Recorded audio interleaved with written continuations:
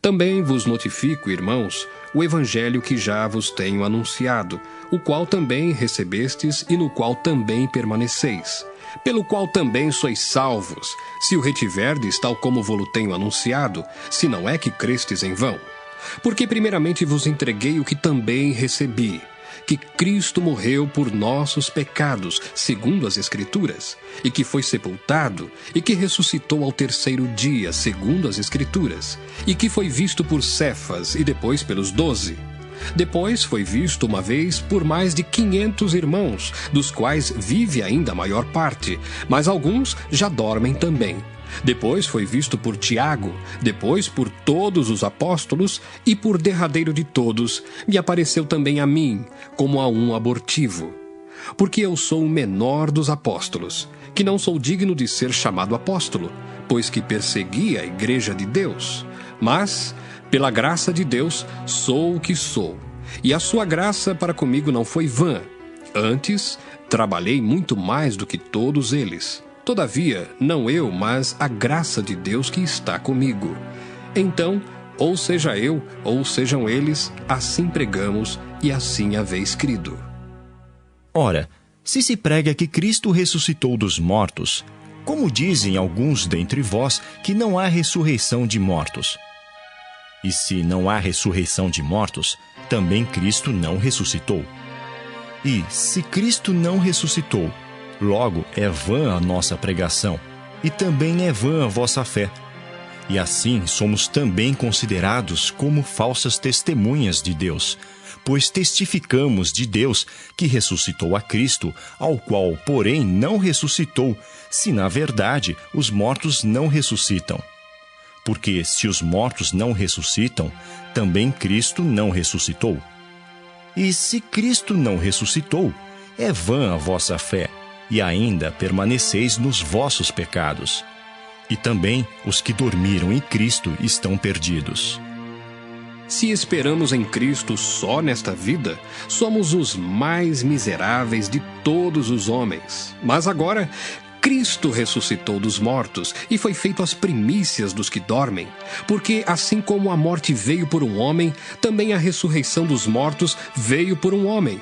Porque assim como todos morrem em Adão, assim também todos serão vivificados em Cristo.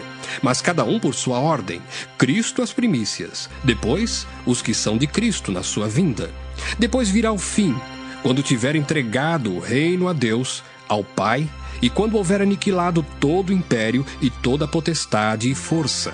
Porque convém que reine até que haja posto a todos os inimigos debaixo de seus pés. Ora, o último inimigo que há de ser aniquilado é a morte, porque todas as coisas sujeitou debaixo de seus pés. Mas, quando diz que todas as coisas lhe estão sujeitas, claro está que se excetua aquele que sujeitou todas as coisas. E quando todas as coisas lhe estiverem sujeitas, então também o mesmo Filho se sujeitará àquele que todas as coisas lhe sujeitou, para que Deus seja tudo em todos.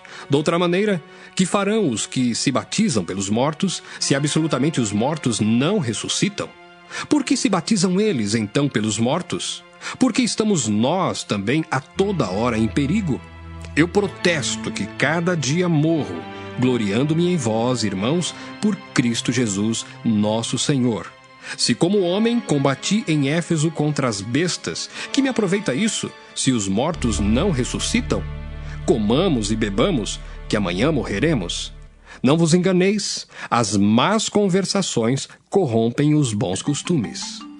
Vigiai justamente e não pequeis, porque alguns ainda não têm o conhecimento de Deus. Digo-o para vergonha vossa. Mas alguém dirá: como ressuscitarão os mortos? E com que corpo virão? Insensato! O que tu semeias não é vivificado se primeiro não morrer. E quando semeias, não semeias o corpo que há de nascer, mas o simples grão, como de trigo ou doutra qualquer semente. Mas Deus dá-lhe o corpo como quer, e a cada semente o seu próprio corpo. Nem toda carne é uma mesma carne, mas uma é a carne dos homens, e outra a carne dos animais, e outra a dos peixes, e outra a das aves. E há corpos celestes e corpos terrestres, mas uma é a glória dos celestes e outra a dos terrestres. Uma é a glória do sol, e outra a glória da lua, e outra a glória das estrelas, porque uma estrela difere em glória de outra estrela. Assim também a ressurreição dos mortos. Semeia-se o corpo em corrupção, ressuscitará em incorrupção.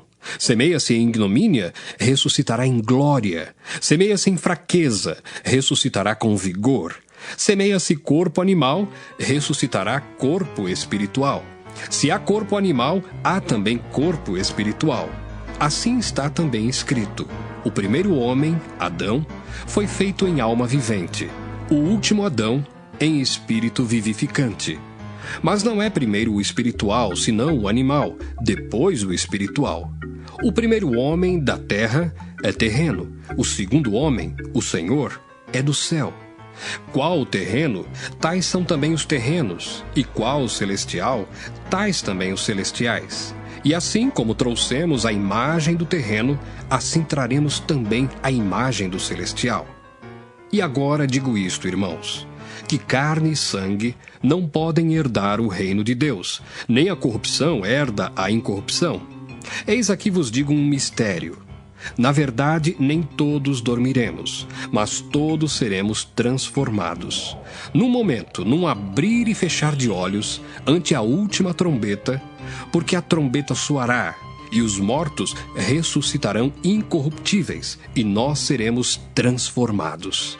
Porque convém que isto que é corruptível se revista da incorruptibilidade, e que isto que é mortal se revista da imortalidade.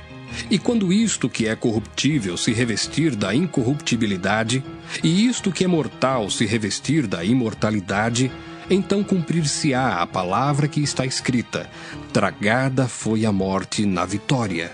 Onde está, ó morte, o teu aguilhão? Onde está, ó inferno, a tua vitória? Ora, o aguilhão da morte é o pecado, e a força do pecado é a lei. Mas graças a Deus que nos dá a vitória por nosso Senhor Jesus Cristo. Portanto, meus amados irmãos, sede firmes e constantes, sempre abundantes na obra do Senhor, sabendo que o vosso trabalho não é vão no Senhor.